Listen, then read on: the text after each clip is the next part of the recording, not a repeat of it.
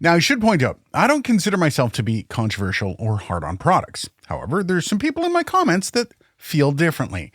However, I've had a few videos this past year that may be used to build a case against me and my controversial nature. So let's see what my top controversies were from this past year.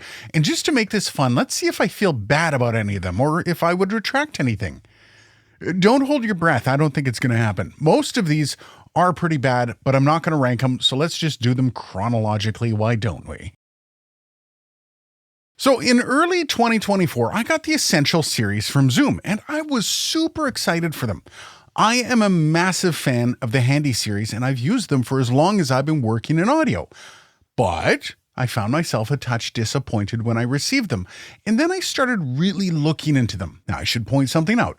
I try to review products as if I had spent my hard-earned cash on it, and part of my passionate responses come from the fact that I fully understand what it's like to feel hoodwinked by a company or a product. Just imagine you save your money, drop it on something, only to have that excitement scrubbed when you actually get it and realize you kind of wasted your money.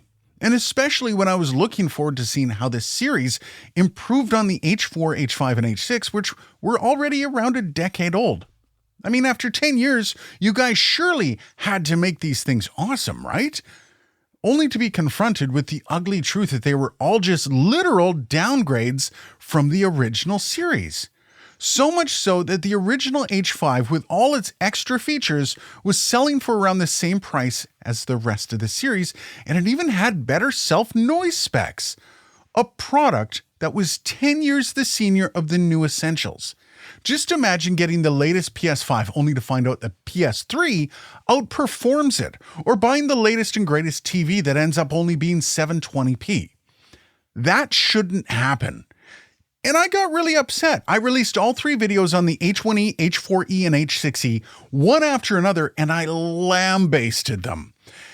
And I still stand by it. The least they could have done was release a product with similar specs as the older H series. And, well, the outpouring of hate over those videos has been epic and continues to this day. And those were some of my best videos this year, which is kind of ironic. Now, the absolute worst part about all of this, though, and the part I still kind of feel bad about, is the fact that I actually requested these units from Zoom, meaning they happily handed them over to me for reviews. But again, it's a good indicator for how reviews are supposed to go. No matter where you get the product from, they all have to happen under the same lens. Now, this one caught me a bit by surprise, but weirdly, I lost a bunch of subscribers over this, and it was literally just a pronunciation issue. Now, something you need to know about me. If you're the type of person that does the "will actually" thing, and it's usually just a whole bunch of semantic crap that means nothing, I'm not going to be your best friend. When I used to be a morning show host, I would refer to collisions as accidents. There was one loser that would lose it every single time. I got literal hate mail explaining why I shouldn't use the term accident and how unprofessional I was in doing so. So I went out of my way to use the word in every single traffic report. You can't tell me what to do on my platform, and if you try and you're a jerk about it, I'm going to burn it all to the ground just to prove the point. It's just who I am. So when I got back from the North American Broadcasters Convention in Vegas, I was referring to it as NAB. I started getting a lot of comments on people telling me I was wrong, and I even addressed it in a few videos as to why I do it. You see, I was a broadcaster, and all my bosses, who used to go each year, referred to it as NAB. So I did as well, and it really doesn't matter. People know what you're talking about. Even Casey Neistat called it NAB. This argument was the literal definition of semantics and people being pedantic. Again, people started calling me unprofessional and loudly proclaiming their exit. And well, I still stand by this one, not due to any principle or anything, mostly just because I know it's going to annoy them if they're watching. So another one that came as a shock to me. Now, I've had some sus interactions with companies before, but this was really weird and it kind of made me feel icky. The gist was this.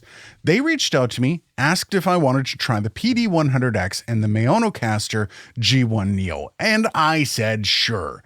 So they sent it out. While I was waiting, though, they supplied me with a bunch of things to point out about the product and even invited me to offer a deal for this thing to my viewers. Well, that all sounds great, doesn't it? You got to remember, that kind of stuff skews the input for the video when this is being discussed before I even have the product. Little setups like this can really color a review and turn it into a bit of a sales pitch. Perhaps the reviewer is less willing to point something out for concern of losing money. Now, had I been hands-on in a video already done, this wouldn't have felt so greasy, but the fact that I was being prodded to try to sell their product was annoying and felt very disingenuous. And to add to that, I was very underwhelmed with the product when I got it. Now, perhaps I was a bit rough on the G1 Neo, though I still think that board is a waste of money. But the mic was just hands down trash and didn't even do the bare minimum of what a microphone should do. It's like this. I'm not really talking all that loud, but I am distorted. And just for the backlash I received from pointing that out, kind of seemed a bit ridiculous. A whole bunch of people who kept insisting, but at that price point though. Listen, trash is trash. It doesn't matter how cheap it is. And I'm pretty sure you can tell by how I'm talking, I so stand behind this one. Sorry. Okay, and let's finish this one off with one of my favorites. The review of the Beacon Studio, which kind of broke me a bit. But I do think the fiasco with Mayon did inform me a bit on how to handle this stuff.